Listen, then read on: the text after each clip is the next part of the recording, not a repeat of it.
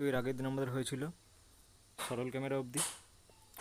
যদি কোনো কিছু যদি বোঝা যদি না গিয়ে হয়ে থাকে তাহলে জিজ্ঞেস করবে। আমি জানি পড়ানো ঠিকঠাক হয়নি, ঠিক আছে। আমার মনের অবস্থাও তেমন ভালো ছিল না, তাই জন্য পড়ানো ঠিকঠাক হয়নি আমি জানি। এখনও যে মনের অবস্থা খুব যে ভালো আছে তাও নয়, কিন্তু সব কিছু তো নিজের এক্সপেকটেশন অনুযায়ী হবে না।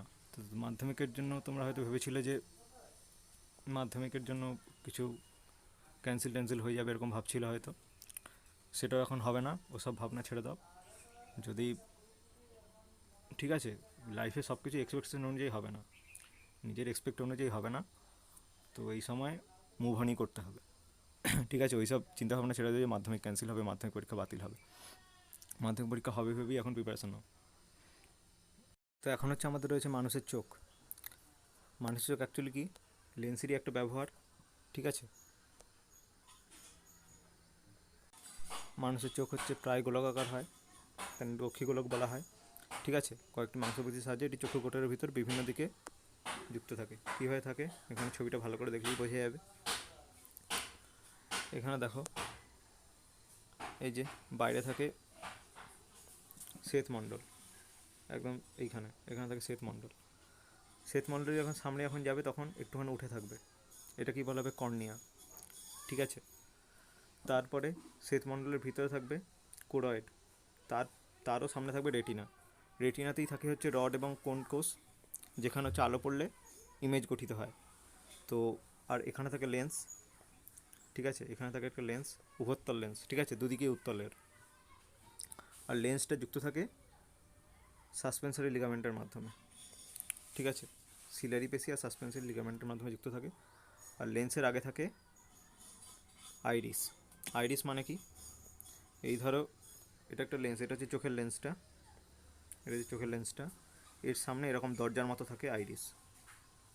দরজাটা যদি বেশি যদি বড় হয়, যদি এরকম পজিশনে যদি রাখা হয় তাহলে কী হবে, এরকম জায়গায় ধরো, এটা হচ্ছে দরজা, ধরো দুটো পাল্লা, এখানে রয়েছে আর এখানে রয়েছে, ডিস্টেন্স বেশি, মানে কি বেশি পরিমাণ আলো এখান দিয়ে ঢুকতে পারবে। আবার যদি ডিস্টেন্স যদি কমিয়ে যদি দেওয়া হয়, ডিস্টেন্স যদি কমিয়ে যদি ছোটো যদি করে দেওয়া হয় তাহলে কী হবে, কম পরিমাণ আলো ঢুকতে পারবে। এটাই হচ্ছে কার কাজ, আইরিসের কাজ। আইরিস মানে হচ্ছে এটাই, ঠিক আছে। আইরিস দ্বারা কী করা হবে, কতটা আলো ঢুকবে বেরোবে, কতটা আলো ঢুকতে পারবে সেটা আমরা নিয়ন্ত্রণ করতে পারি এর দ্বারা। এটাই হচ্ছে আইরিস। আর লেন্সটা হচ্ছে আমাদের কীরকম লেন্স, উভত্তল লেন্স। তো সেগুলো এখানে লেখা আছে। প্রথমে কি, শ্বেতমণ্ডল, সবার বাইরের যে অংশটা, সেটা হচ্ছে শ্বেতমণ্ডল, ঠিক আছে। এটা শ্বেতমণ্ডল, এটা কী দ্বারা তৈরি, সাদা অস্বচ্ছ তন্তুময় কলার আবরণ থাকে, এটাকে বলা হয় শ্বেতমণ্ডল। শ্বেতমণ্ডলের সামনে কি থাকে, শ্বেতমণ্ডলের সামনের দিকের অংশ স্বচ্ছ এবং ওই অংশের প্রতিসরাঙ্ক 1.33 হতে পারে, এর বক্রতা বাকি অংশের তুলনায় বেশি, এটাকে কর্নিয়া বলা হয়। এই যে শ্বেতমণ্ডলের সামনের যে অংশটা, শ্বেতমণ্ডল হচ্ছে পিছন দিকে, এটা সামনের দিকে আসার পর সামনের দিকে এসে এখানে যে উঁচু হয়ে রয়েছে এটা কি বলা হয়, কর্নিয়া। এটা হচ্ছে স্বচ্ছ, এখান দিয়ে আলো ঢুকতে পারে, এর প্রতিসরাঙ্ক কত, 1.33, ঠিক আছে। সেটা এখানে বলা হয়েছে, মানে কাঁচের প্রতিসরাঙ্কর মতোই প্রায়, প্রকৃষ্টটি 1.33 প্রতিসরাঙ্কের মতো স্বচ্ছ। তারপর কর্নিয়া, এটা হচ্ছে কর্নিয়ার লেন্সের মাঝখানে যে প্রকোষ্ঠটা, এই যে প্রকোষ্ঠটা, এটাকে বলে অ্যাকোয়াস হিউমার। এখানে থাকে অ্যাকোয়াস প্রকোষ্ঠ, এখানে যে তরলটা থাকে তাকে বলে অ্যাকোয়াস হিউমার, ঠিক আছে। তারপরে এই অংশটা রেটিনার অংশ আর লেন্সের মধ্যখানের অংশ, এটাকে বলে ভিট্রিয়াস চেম্বার, এখানে থাকে ভিট্রিয়াস হিউমার, ঠিক আছে।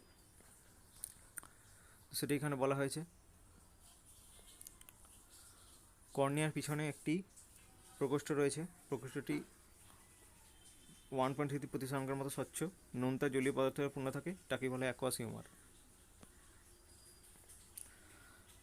এটি কী করে, চোখকে স্বাভাবিকভাবে ফুলিয়ে রাখে। এই প্রকোষ্ঠের পিছনে থাকে আইরিস বা কনিনিকা, ঠিক আছে। বাংলা নামটা মনে রাখতে হবে, কনিনিকা। আইরিসের বাংলা নাম হচ্ছে কনিনিকা। এটি কী করা হয়, যেটা বলা হয়েছিল, লেন্সের সামনে দরজা আকারে কাজ করে, কতটা আলো ঢুকতে পারবে না পারবে, ঠিক আছে। এটা ধরো লেন্সের সামনে, এটা হচ্ছে আইরিস, ঠিক আছে। এটা হচ্ছে আইরিস। আর মাঝখানের অংশটা কী বলে, এটা কী বলে, রন্ধ্র। এই যে এই অংশটা, এটা কী বলে, রন্ধ্র। এখান দিয়ে আমরা বুঝতে পারি যে কতটা আলো ঢুকবে না ঢুকবে, ঠিক আছে। এটা যদি দরজা যদি বেশি যদি বড় হয়ে যায় তাহলে কী হয়, রন্ধ্রটা বড় হয়ে গেল, রন্ধ্রটা বড় হয়ে গেলে কী হবে, বেশি পরিমাণ আলো ঢুকতে পারবে। সেটা এখানে বলা হয়েছে। রঙিন ঝিল্লিকার পর্দা যার কেন্দ্রে একটি গোলাকার ছিদ্র তারারন্ধ্র থাকে, গোলাকার ছিদ্র বা তারারন্ধ্র থাকে। চোখে কতটা আলো প্রবেশ করবে না করবে তা আইরিস নিয়ন্ত্রণ করে। বোঝা গেছে আইরিস কীভাবে নিয়ন্ত্রণ করে, সেটা আগেও বলে দেওয়া হয়েছে। আইরিসের পিছন দিকে থাকে স্বচ্ছ এবং নমনীয় পাত্র দিয়ে তৈরি একটি উভত্তর লেন্স, যার গড় প্রতিসরাঙ্ক প্রায় 1.45। এটা একটা উভত্তর লেন্স, এই যে লেন্সটা আমাদের চোখে যে লেন্সটা সেটা একটা উভত্তর লেন্স। এর প্রতিসরাঙ্ক কত? 1.45। কার তুলনায় বেশি? আইরিসের তুলনায় বেশি। ঠিক আছে, তারপরে 1.45। এই লেন্সের সামনের তলের বক্রতা ব্যাসার্ধ পিছনের তলের তুলনায় বেশি। লেন্সের দুটো তল থাকে, এটা একটা তল আর এটা একটা তল। সামনের তলের বক্রতা ব্যাসার্ধটা পিছনের তলের তুলনায় বেশি। মানে কী হবে? সামনের তলটা এরকমভাবে দেখতে হবে, এইরকম দেখতে হবে। সামনের তলটা এরকম, পিছনের তলটা হচ্ছে এরকম। ঠিক আছে, মানে সামনের তলের বক্রতা ব্যাসার্ধ দূরে থাকবে, এই যে দূরে। আর পিছনের তলের যে বক্রতা ব্যাসার্ধ সেটা সামনে থাকবে। ঠিক আছে, সামনে থাকবে। ব্যাস, মানে কি সামনের তলের বক্রতা ব্যাসার্ধটা যে বড়, এটা একটা বড় একটা গোলকের অংশ। আর পিছনের তলটা যে উত্তল লেন্স, ঠিক আছে, তার বক্রতা ব্যাসার্ধটা ছোট, এটা একটা ছোট গোলকের অংশ। ব্যাস, তারপর কি আছে? তারপরে সাসপেন্সারি লিগামেন্টের দ্বারা লেন্সটা যুক্ত থাকে, সেটা এখানে লেখা হয়েছে। এই লেন্সের সামনে বক্রতা এই লেন্সের সঠিক অবস্থানে রাখে কে? Suspensory ligament. আর সাসপেন্সারি লিগামেন্ট সিলিয়ারি বেস এবং সাসপেন্সারি লিগামেন্টের সাহায্যে লেন্সের বক্রতা ব্যাসার্ধ পরিবর্তন করা হয়। লেন্সের বক্রতা ব্যাসার্ধ পরিবর্তন করা হয় মানে কি? একটা লেন্স ধরো, ঠিক আছে, এটা একটা লেন্স, এটা একটা লেন্স, এটা একটা লেন্স, যার দুটো হচ্ছে তল। এর বক্রতা ব্যাসার্ধ হচ্ছে R1, এই তলটার বক্রতা ব্যাসার্ধ R1, আর এই তলটার বক্রতা ব্যাসার্ধ হচ্ছে R2। ঠিক আছে, আর লেন্সের প্রতিসরাঙ্ক ধরে নাম হচ্ছে মিউ। একটা সূত্র আছে, সেটাকে বলা হয় এটা হচ্ছে লেন্স নির্মাতার সূত্র। সূত্রটা কি? 1/f = mu minus 1 into 1/r1 minus 1/r2। মানে কার উপর ডিপেন্ড করছে? প্রতিসরাঙ্কের উপর ডিপেন্ড করছে। মানে 1/f, এফটা হচ্ছে ফোকাস দৈর্ঘ্য, কার? লেন্সের ফোকাস দৈর্ঘ্য। 1/f = mu minus 1 into 1/r1 minus 1/r2। কার উপর ডিপেন্ড করছে? প্রতিসরাঙ্কের উপর ডিপেন্ড করছে, মানে লেন্সটা কী পদার্থ দ্বারা তৈরি। আর কার উপর ডিপেন্ড করছে? R1 এবং R2, মানে লেন্সদের দুটি তলের বক্রতা ব্যাসার্ধের উপর ডিপেন্ড করছে। এবারে আমাদের সাসপেন্সারি লিগামেন্ট কী করে? সাসপেন্সারি লিগামেন্ট কী করে? লেন্সটাকে আটকে ধরে রাখে এরকমভাবে। ঠিক আছে, এখন সাসপেন্সারি লিগামেন্ট দুপাশ থেকে ধরে চাপ দিল, এরকমভাবে চাপ দিল, ঠিক আছে, তখন লেন্সের কীরকম হয়ে যাবে? এরকমভাবে মোটা হয়ে যাবে। মোটা হয়ে গেলে কী হবে? বক্রতা ব্যাসার্ধটা ছোটো হয়ে যাবে। আগে বক্রতা ব্যাসার্ধ কত ছিল? এরকম, এই তলটা কত বড় গোলকের অংশ? এত বড় একটা গোলকের অংশ হয়, ঠিক আছে। আবার এই তলটাও একটা বড় একটা গোলকের অংশ, কিন্তু সেটাকে এখন ছোটো যখন করে দিলাম, চেপে দিয়ে যখন ছোটো যখন করে দিলাম, তখন কী হয়ে যাবে? এরকম ছোটো একটা লেন্সটা ছোটো হয়ে গেল, মোটা হয়ে গেল। এটা কী হলো? ছোটো বক্রতা ব্যাসার্ধ হয়ে গেল তখন। দেখো, এটা দেখো একটা ছোটো গোলকের অংশ, এটা দেখো একটা ছোটো গোলকের অংশ, ছোটো বক্রতা ব্যাসার্ধ হয়ে গেল। ছোটো বক্রতা ব্যাসার্ধ যখনই হয়ে গেল, তখনই কী হবে? লেন্সের ফোকাস বেরিয়ে যাবে। কোন সূত্র অনুযায়ী? লেন্স নির্মাতা সূত্র অনুযায়ী। লেন্স নির্মাতা সূত্র কী ছিল? Mu minus 1 into 1/r1 minus 1/r2। R1 এবং R2 যখন ছোটো হয়ে গেল, তখন কী হয়ে যাবে? এফের মানটা বড় হয়ে যাবে, এফের মানটা বড় হয়ে যাবে। ঠিক আছে, ব্যাস। মানে অ্যাকচুয়ালি বেসিক জিনিসটা হচ্ছে যে লেন্সটা যখন মোটা হয়ে যাবে, তখন তার ফোকাস দৈর্ঘ্যটা ছোট হয়ে যাবে। লেন্স যখন থাকবে, তখন হচ্ছে ফোকাস দৈর্ঘ্য যে পরিমাণ থাকবে, ধরো তখন ফোকাস হচ্ছে 10 সেন্টিমিটার, তখন হচ্ছে ফোকাস ধরে নিলাম 10 সেন্টিমিটার। লেন্স যখন মোটা হয়ে যাবে, তখন ফোকাস দৈর্ঘ্য তার তুলনায় কমে যাবে, ধরে নিলাম হয়ে গেল 5 সেন্টিমিটার। ফোকাস, তার মানে কি? একটা লেন্স যতটা সরু হবে, তার ফোকাস দৈর্ঘ্য তত দূরে থাকবে। মানে কী হবে? ধরো আলোকরশ্মি এসে পড়লো, সেটা যাবে কোথায়? অনেক দূরে গিয়ে পড়বে। কিন্তু মোটা যদি লেন্স যদি হয়, তাহলে কী হবে? আলো এসে পড়লো, কিন্তু মিলিত হবে কোথায়? সামনে এসে। ঠিক আছে, ফোকাস দৈর্ঘ্যটা তার ছোট। মোটা লেন্স হলে ফোকাস দৈর্ঘ্যটা ছোট হবে। ঠিক আছে, ফোকাস দৈর্ঘ্য ছোটো হলে কী সুবিধা হবে? আমরা কাছের জিনিস সহজে দেখতে পারবো। আমাদের চোখকে কী করতে হয়? কাছের জিনিসও দেখতে হয়, দূরের জিনিসও দেখতে হয়। যদি শুধুমাত্র লেন্সের আমরা যদি বক্রতা ব্যাসার্ধ চেঞ্জ যদি করতে পারতাম, লেন্স হচ্ছে লেন্সের মতো থেকে গেল, ঠিক আছে, আমরা বক্রতা ব্যাসার্ধ চেঞ্জ করতে পারবো না, তাহলে আমরা কী দেখতে পাচ্ছি? দূরের জিনিস, আমাদের ফোকাস দৈর্ঘ্যটা দূরে রয়ে গেছে, আমরা দূরের জিনিস ভালো দেখতে পাবো, কিন্তু কাছের জিনিস আমরা দেখতে পাবো না। সেটি আমাদের করতে হয় কি? অ্যাকোমোডেশন করে। ওটাকেই বলে উপযোজন, যে আমরা লেন্সটাকে আমরা ছোটো বড় করতে পারি। বক্রতার আমরা যখন ছোটো যখন করে নেবো তখন আমাদের ফোকাস দৈর্ঘ্যটা কাছে চলে এলো। কাছে চলে এলে কী হবে, আমরা কাছের জিনিসটা সহজে দেখতে পারবো, সব ভালোভাবে দেখতে পারবো। আবার দূরের জিনিস যখন দেখতে পারবো তখন আমরা রিল্যাক্স করে নেবো, চোখকে রিল্যাক্স করে নেবো, তখন কী যাবে, ফোকাস দৈর্ঘ্য আবার বড় হয়ে যাবে। ফোকাস দৈর্ঘ্য আবার যখন বড় হয়ে গেল তখন আমরা দূরের জিনিস আবার সহজে দেখতে পারবো। ঠিক আছে, এটাকেই বলা হয় কি, এটাকেই আমাদের বলা হয় উপযোজন।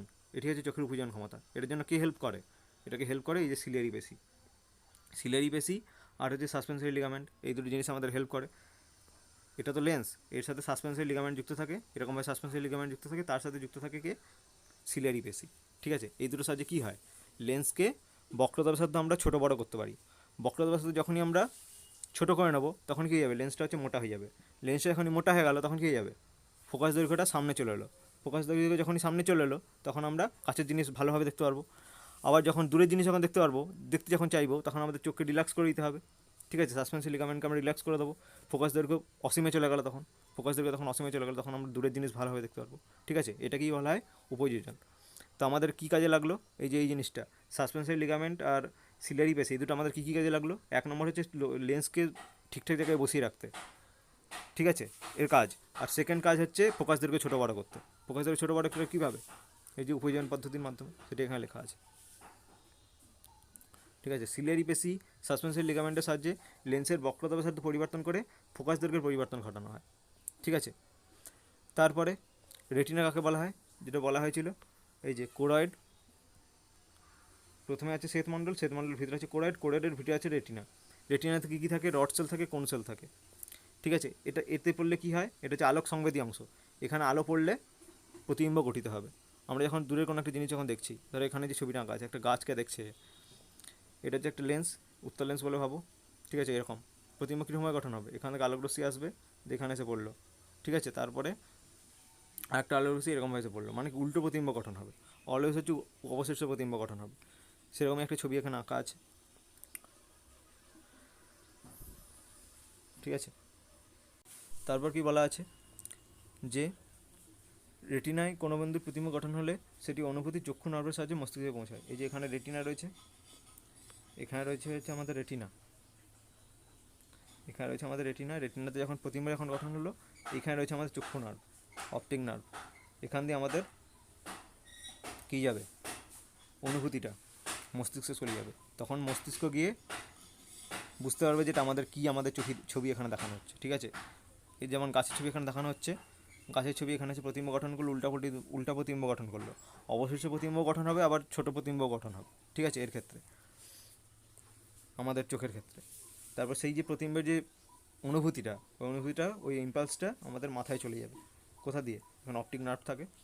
আর অপটিক নার্ভ যেখানে থাকবে, এই যে এখানে রয়েছে অপটিক নার্ভগুলো, এখানে যুক্ত রয়েছে। ঠিক আছে, এখানে রড সেল এবং কোন সেল কিছুই থাকে না, তাই না এখানে কোনো প্রতিবিম্ব গঠন হয় না, প্রতিবিম্ব গঠন হলেও কোনো অনুভূতি পাওয়া যাবে না। ঠিক আছে, এখানে অপটিক নার্ভ থাকবে। অপটিক নার্ভ কী হবে, অনুভূতিগুলোকে জাস্ট মস্তিষ্কে পাঠাবে, এখান থেকে এটা মস্তিষ্কে চলে যাবে। আর এটাকেই বলা হয় অন্ধবিন্দু। কারণটা কি, এখানে যদি প্রতিবিম্ব যদি গঠনও যদি হয়, তবুও আমাদের কোনো অনুভূতি থাকবে না। কারণ কি, এখানে রড সেল কোন সেল কিছুই নেই, এখানে রেটিনার অংশ নয় এটা। ঠিক আছে, রেটিনার এই অংশটাতে রড সেল কোন সেল কিছু নেই, তাই জন্য এখানে প্রতিবিম্ব গঠন হলেও কোনো অনুভূতি থাকবে না। ঠিক আছে, এর কাজ কি, শুধুমাত্র রেটিনাতে বাকি অংশগুলোতে আলো পড়লে, বাকি অংশগুলোতে প্রতিবিম্ব গঠিত হলে যে অনুভূতিটা যেটা তৈরি হয়, সেই অনুভূতিটা আমরা মস্তিষ্কে পাঠিয়ে দেয়। তারপর আমরা মস্তিষ্কে অ্যানালাইজ করে বুঝতে পারে যে এটা কোন ছবি এখানে হচ্ছে। ঠিক আছে, আমরা চোখ আমাদের কী জিনিস দেখছে। তারপর সেগুলো এখানে লেখা আছে যে সিলিয়ারি পেশি এবং সাসপেন্সরি লিগামেন্টের সাহায্যে লেন্সের বক্রগুলো তো হয়ে গেল। এবার রক্ষী লেন্স এবং রেটিনার মধ্যে প্রকোষ্ঠ স্বচ্ছ জেলির মতো পদার্থ ভিট্রিয়াসের মাত্রায় যুক্ত থাকে। এটা বলা হয়েছে অ্যাকুয়াস কার মধ্যে, লেন্স এবং কর্নিয়ার মধ্যে, আর ভিট্রিয়াস কার মধ্যে, রেটিনা আর লেন্সের মধ্যে, সেটা এখানে লেখা হয়েছে। তারপরে রেটিনায় কোনো প্রতিবিম্ব গঠন হলে সেই অনুভূতি চক্ষু নার্ভের মধ্যে দিয়ে মস্তিষ্কে পৌঁছায় এবং আমাদের দেখার অনুভূতি জাগায়। রেটিনার মাঝখানে 2 mm ব্যাসের একটি চাপা অংশ আছে, এটাকে বলে পিতবিন্দু বা ইয়েলো পয়েন্ট। পিতবিন্দুর কেন্দ্রে 0.3 mm ব্যাসের একটি গোল অংশ আছে, যাকে বলে ফোভিয়া সেন্ট্রালিস। এটার মানে কি, একদম ফোকাস। ঠিক আছে, এটা হচ্ছে আমাদের লেন্স, লেন্সের একদম ডাইরেক্ট, ঠিক আছে, একদম উল্টো দিকে, একদম পিছনে একটা এরকম একটা অংশ থাকে। এটা যে রেটিনা, ধরো এরকমভাবে একটা নিচু একটা অংশ থাকে। ঠিক আছে, এটা কি বলা হয়, কি ফোভিয়া সেন্ট্রালিস, এটা কি বলা হচ্ছে আমাদের ফোভিয়া সেন্ট্রালিস বা পিতবিন্দু। এই টোটাল অংশটাকে বলা হয় পিতবিন্দু, ঠিক আছে, এই টোটাল অংশটাকে বলা হয় পিতবিন্দু। আর এই যে নিচের যে নিয়মে থাকে যে অংশটা, এটাকেই বলে আমাদের ফোবিয়া সেন্ট্রালিস, সেটা এখানে বলা হয়েছে। রেটিনার কোনো বস্তুর প্রতিম্ব গঠন হলে সেটি মস্তিষ্কে পৌঁছায়। তারপর কি রেটিনার মাঝখানে একদম, এটা মাঝখানে অবস্থিত, কারণ কি একদম লেন্সের ঠিক পিছনে রেটিনার মাঝখানে 2 mm ব্যাসের একটি চাপা অংশ রয়েছে, এটাকেই পিতবিন্দু বলা হয় বা ইয়েলো পয়েন্ট বলা হয়। পিতবিন্দুর কেন্দ্রে কী রয়েছে, এই যে ফোবিয়া সেন্ট্রালিস রয়েছে, 0.3 mm ব্যাসের একটি গোল অংশ আছে যাকে বলা হয় ফোবিয়া সেন্ট্রালিস, ঠিক আছে। নিচু অংশ যেটা, সেটাই হচ্ছে ফোবিয়া সেন্ট্রালিস। এটার সুবিধা কি, এটা কি লেন্সের একদম একদম বিপরীতে, লেন্সের একদম পিছন দিকে। এখানে যদি প্রতিম্ব যদি গঠন যদি হয়, তাহলে একদম স্পষ্ট প্রতিম্ব গঠন হবে, ঠিক আছে। চোখ চোখ চায় না, সবসময় চায় হচ্ছে এখানে প্রতিম্ব গঠন করতে, ঠিক আছে, ফোবিয়া সেন্ট্রালিসে প্রতিম্ব গঠন করতে, একদম পিছনে গঠন করতে। তাহলে কী হবে, প্রতিম্ব একদম স্বচ্ছ হবে। আলাদা কোনো জায়গায় যদি পড়ে, লেটিনের আলাদা কোনো জায়গায় যদি পড়ে, তাহলে সেটা অস্বচ্ছ প্রতিম্ব গঠন হবে। তখন সেটাকে বলা হয় পরোক্ষ দৃষ্টি। পরোক্ষ দৃষ্টি মানে কি, যখন হচ্ছে রেটিনার আলাদা অংশ যখন গিয়ে পড়লো এবং প্রতিম্ব যখন গঠন হলো, সেটা একটু অস্বচ্ছ ধরনের প্রতিম্ব গঠন হবে, ঠিক আছে। যখন ফোবিয়া সেন্ট্রালিসে গিয়ে যখন প্রতিম্ব গঠন হলো, তখন সেটাকে বলা হয় প্রত্যক্ষ দৃষ্টি, কারণ এখানে একদম স্পষ্ট প্রতিম্ব গঠন হবে, ঠিক আছে। তো সেটাই এখানে বলা হয়েছে। ফোবিয়া সেন্ট্রালিসে প্রতিম্ব গঠিত হলে তার স্পষ্টতা হয় সবথেকে বেশি, একে প্রত্যক্ষ দৃষ্টি বলা হয়। রেটিনার অন্যান্য অংশে গঠিত প্রতিম্বের অত স্পষ্ট হয় না, এটাকে পরোক্ষ দৃষ্টি বলা হয়। তারপরে প্রত্যক্ষ দৃষ্টি কি, যখন কোনো একটা বস্তুর প্রতিম্ব যখন ডাইরেক্ট যখন একদম পিতবিন্দু যখন গঠিত হচ্ছে, যখন হচ্ছে একদম, যখন ফোবিয়া সেন্ট্রালিসে যখন গঠিত হচ্ছে, তখন যে প্রতিম্বের গঠন হচ্ছে সেটা একদম স্বচ্ছ হবে, একদম স্পষ্ট হবে, তাকে বলা হবে কি প্রত্যক্ষ দৃষ্টি, ঠিক আছে। আর পরোক্ষ দৃষ্টি কাকে বলা হবে, রেটিনার বাকি অংশ যখন প্রতিম্ব গঠন হবে তাকে বলা হবে পরোক্ষ দৃষ্টি, সেটা এখানে বলা হয়েছে, ঠিক আছে। প্রত্যক্ষ দৃষ্টি পরোক্ষ দৃষ্টি নিশ্চয়ই বোঝা গেছে, প্রত্যক্ষ দৃষ্টি কাকে বলে, পরোক্ষ দৃষ্টি কাকে বলে। তারপর কি অন্ধবিন্দু কাকে বলে, যেটা বলা হয়েছে চক্ষু নার্ভ যেখান দিয়ে বেরোচ্ছে সেটা হচ্ছে অন্ধবিন্দু। চক্ষু নার্ভগুলি রেটিনার যে অংশ যুক্ত থাকে, সেখানে প্রতিম্ব গঠন হলে দর্শনের অনুভূতি সৃষ্টি হয় না। কারণটা কি, এখানে রেটিনাতে প্রতিম্ব গঠন হলে কেন দর্শন অনুভূতি সৃষ্টি হয়, কেন প্রতিম্ব সৃষ্টি হয়, কারণ এখানে থাকে আমাদের রড সেল এবং কোন সেল। রড সেল কোন সেল যদি না দিয়ে থাকে, তাহলে প্রতিম্ব গঠন হলেও কোনো দেখতে পারবো না আমরা, আমাদের তার সাথে নার্ভ আমাদের কোনো যুক্ত থাকবে না, ঠিক আছে। তো সেই জিনিসটা এখানে নেই। অন্ধবিন্দু যেখানে শুধুমাত্র অপটিক নার্ভ রয়েছে, ওখানে কোনো রড সেল বা কোন সেল নেই। তো সেটাই এখানে বলা হয়েছে যে চক্ষু নার্ভগুলি রেটিনার সঙ্গে যেখানে যুক্ত থাকে, সেখানে প্রতিম্ব গঠন হলেও দর্শন অনুভূতি সৃষ্টি হয় না, ঠিক আছে। তাই জন্য তো এটাকে বলা হয় ব্লাইন্ড স্পট বা অন্ধবিন্দু বলা হয়, ঠিক আছে। তবে চোখের প্রতিম্ব গঠন কীরকম হবে, আমরা যখন কোনো বস্তু দেখি, তখন বস্তু থেকে আগত আলোকরশ্মি কর্নিয়া অ্যাকুয়াস হিউমার হয়ে চক্ষু লেন্সের উপরে আপতিত হয়। চক্ষু লেন্সের প্রতিসরণের পর ভিট্রিয়াস হিউমারের মধ্যে দিয়ে রেটিনার উপর সদ এবং অবশেষে প্রতিম্ব গঠন হয়। রেটিনার আলোক সুবেদী অংশ রড এবং কোণকোষে আলোকরশ্মি উদ্দীপিত হয়। এখন এই উদ্দীপনা চক্ষু নার্ভের মধ্যে গুরু মস্তিষ্কের দর্শন কেন্দ্রে গিয়ে পৌঁছায়। প্রতিম্ব উল্টো হলেও মস্তিষ্ক বিশেষ প্রক্রিয়ার সাহায্যে সোজাভাবে তা দেখতে সাহায্য করে। এটার মানে কি, জাস্ট প্রতিম্ব গঠনটা এখানে দেখানো হয়েছে, একবার জাস্ট বলে গেছে। এখানে তার একটা বস্তু রয়েছে, এটা হচ্ছে লেন্স, প্রথমে হচ্ছে অ্যাকুয়াস হিউমার দিয়ে এখানে যাবে, প্রতিষ্ঠিত হলো, তবে ভিট্রিয়াস হিউমার দিয়ে যাবে, যাওয়ার পর এখানে উল্টো প্রতিম্ব গঠন হবে, অবশিষ্ট প্রতিম্ব গঠন হবে, ঠিক আছে। এবং কী প্রতিম্ব, সদ না অসৎ, অসৎ প্রতিম্ব গঠন হবে, সৎ প্রতিম্ব গঠন হবে, একদম। এটাকে তো পর্দাতে ফেলা যাচ্ছে, এটা তো পর্দাতে তো ফেলা হচ্ছে। সৎ প্রতিম্ব আর অসৎ প্রতিম্ব মানে কি, সৎ প্রতিম্ব মানে যেটাকে পর্দায় ফেলা যাবে না, ঠিক আছে, সেটা হচ্ছে সৎ প্রতিম্ব। যেটাকে পর্দায় ফেলা যাবে না তাকে বলা হবে অসৎ প্রতিবিম্ব, আর যেটাকে পর্দায় ফেলা যাবে তাকে বলা হবে সৎ প্রতিবিম্ব। এটা কি দেখা যাচ্ছে, রেটিনাতে ফেলা যাচ্ছে, রেটিনাতে প্রতিবিম্বটা অ্যাকচুয়ালি গঠিত হচ্ছে, ঠিক আছে, আলোকরশ্মি মিলিত হয়ে। তাহলে এটা কি সৎ প্রতিবিম্ব গঠন হলো। আর কি, এটা হচ্ছে অবশিষ্ট প্রতিবিম্ব। এবং বস্তুর তুলনায় ছোটো আকার নিশ্চয়ই, আমরা একটা গাছকে দেখছি, চোখের ভিতর নিশ্চয়ই আমাদের গাছের আকারের প্রতিবিম্ব গঠন হবে না, তার তুলনায় ছোটো প্রতিবিম্ব গঠন হবে। সেটাকেই আমরা মস্তিষ্কে যখন যাবে, প্রথমে কি উল্টে, আমাদের প্রতিবিম্বটা গঠন হয়েছে কীরকম, উল্টো রকম। আমরা ধরো একটা গাছকে দেখছি, ঠিক আছে, গাছের একটা উল্টো প্রতিম্ব আমাদের গঠন হয়েছে চোখের ভিতর, এবং একটা ছোটো প্রতিম্ব গঠন হয়েছে। কিন্তু মস্তিষ্কে যখন সেই অনুভূতিটা যখন যাচ্ছে, মস্তিষ্ক এবার কী করছে, ওই প্রতিম্বটাকে উল্টে দিচ্ছে এবং বড় করে দেখাচ্ছে। অ্যাকচুয়াল আমাদের গাছের সাইজ যেরকম, সেরকম আমাদের দেখাচ্ছে, প্লাস হচ্ছে উল্টে যে আমাদের প্রতিম্বটা যে এসেছিলো সেটা আমাদের সোজা করে দেখাচ্ছে, ঠিক আছে। সেটা হচ্ছে মস্তিষ্কের কাজ। মেনলি তাহলে কাজটা কী হলো, প্রথমে হচ্ছে আলোকরশ্মি পড়লো এবং রডসেল কোনসেল এসে পড়লো, এবং রডসেল কোনসেল এখানে উত্তেজিত হলো। রডসেল কোনসেল যে উত্তেজিত হলো, ওই অনুভূতিটা অপটিক নার্ভের ভিতর দিয়ে মস্তিষ্কে পৌঁছে যায়, ঠিক আছে। তো এবার মস্তিষ্কে কী হয়, মস্তিষ্কে গিয়ে আমাদের উল্টে যায়, উল্টো প্রতিবিম্ব বিশেষ প্রক্রিয়ার সাহায্যে সোজাভাবে দেখানো হয়, ঠিক আছে। এবং যে সাইজ সেই সাইজে প্রতিবিম্ব দেখানো হয়।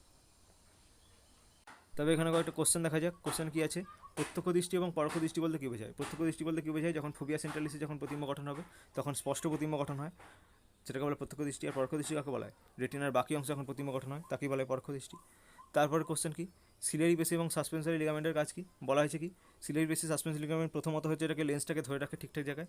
তারপর কি, এটা হচ্ছে অভিযোজনে কাজ করে, ঠিক আছে, মানে অ্যাকোমোডেশনে কাজ করে, আমাদের লেন্সটাকে মোটা করে দিতে পারে। মোটা করে দিলে কী হবে, ফোকাস দৈর্ঘ্যটা ছোটো হয়ে গেল, তখন আমাদের কাছের জিনিস সহজে দেখতে পারবো, ঠিক আছে। বক্রতা ব্যাসার্ধটা ছোটো করে দিল, তো কাছের জিনিস সহজে দেখতে পাবো। আবার যখন রিল্যাক্স যখন হয়ে যাবে তখন আবার ফোকাস দৈর্ঘ্য অসীমে চলে গেল, মানে দূরের জিনিস আমরা সহজে দেখতে পারবো।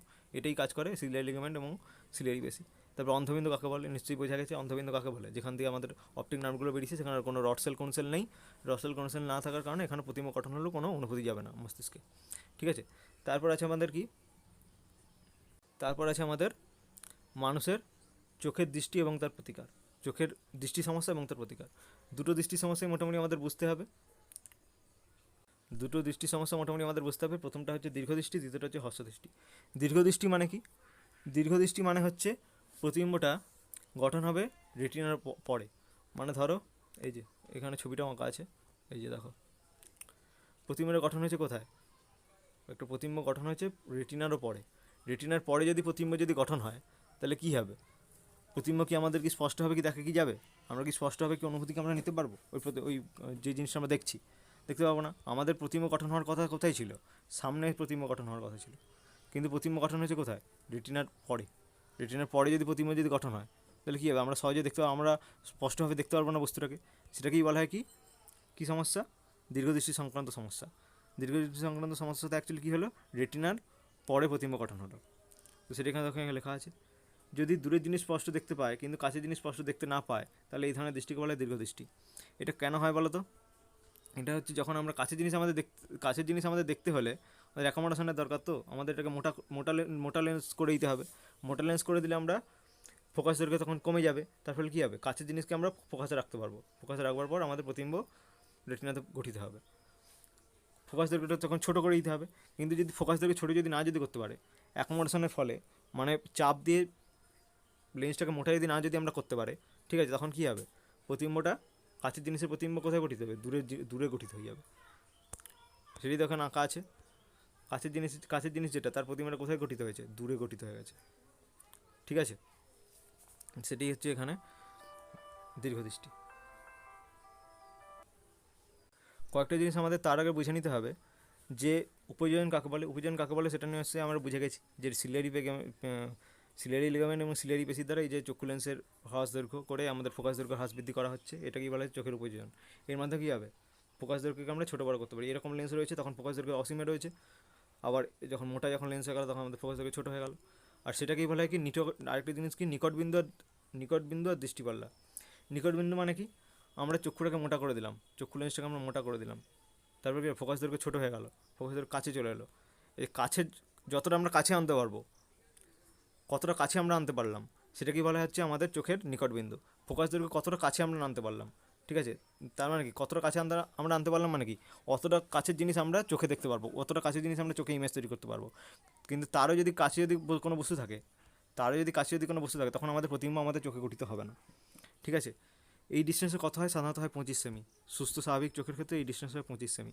মানে আমরা উপযোজন অ্যাপ্লাই করে চোখের লেন্সটাকে মোটা করার পর দেখা যাচ্ছে আমরা 25 সেমি কাছ অবধি জিনিসকে আমরা ভালোভাবে দেখতে পাচ্ছি। 25 সেমি কাছের দৃষ্টি আমাদের রেটিনাতে গঠিত হচ্ছে।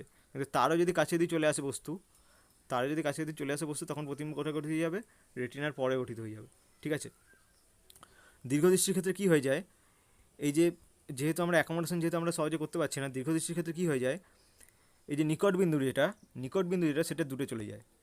নিকটবিন্দু আমাদের কোথায় থাকে, নিকটবিন্দু আমার সাথে থাকার কথা 25 সেমিতে, ঠিক আছে। নিকটবিন্দুতে দূরে চলে যায়, নিকটবিন্দু দূরে চলে গেলে কী হবে, 25 সেমিতে যে বস্তুটা রাখা আছে সেটার প্রতিবিম্ব কোথায় গঠিত হবে, রেটিনার পরে গঠিত হবে। কিন্তু 25 সেমি জিনিসের প্রতিবিম্ব কোথায় গঠন হওয়ার কথা ছিল, রেটিনাতে গঠন হওয়ার কথা ছিল। সেটা গঠিত না হয় কোথায় যাবে, দূরে গঠিত হয়ে যাবে। তার দূরের জিনিস প্রতিবিম্বতে রেটিনাতে গঠিত হবে, ঠিক আছে। তো এটাই হচ্ছে ব্যাপার, কার ক্ষেত্রে হয়, দীর্ঘদৃষ্টির ক্ষেত্রে হয়, যে এর ক্ষেত্রে নিকটবিন্দু দূরে চলে যায়, ঠিক আছে। তাই জন্য হচ্ছে এই প্রবলেমটা দেখা যায়, সেটি দেখা এখানে লেখা আছে।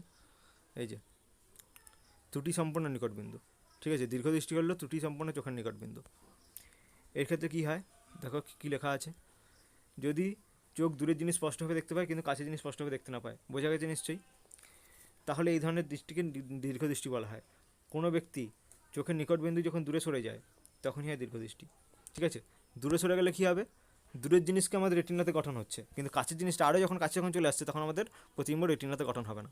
আমাদের সাধারণভাবে নিকটবিন্দু কত 25 সেমি, সাধারণভাবে আমাদের নিকটবিন্দু হচ্ছে 25 সেমি, মানে অ্যাকোমোডেশন ক্লিয়ার করে অ্যাকোমোডেশন ডিপেন্ড করে আমাদের স্বাভাবিকভাবে আমাদের 25 সেমি অবধি আমরা দূরত্বের জিনিস আমরা দেখতে পারি, কিন্তু 25 সেমির কাছে যদি আমরা যদি বস্তুকে যদি নিয়ে চলে আসি তখন আমাদের প্রতিবিম্ব দেখা যায় না। তুমি খুব আমাদের নিজেই পরীক্ষা করে দেখবে, চোখের সামনে, চোখের খুব সামনে যখন কোনো জিনিস যখন নিয়ে চলে আসবে তখন দেখবে তার সেটাকে তুমি আর দেখতে পাচ্ছ না, ঠিক আছে। 25 সেমির কাছে যখন কোনো একটা বস্তু যখন তুমি নিয়ে চলে আসবে তখন প্রতিবিম্ব তুমি দেখতে পাবে না। কারণটা কি, প্রতিবিম্বের গঠন হচ্ছে কোথায়, রেটিনার পিছনে।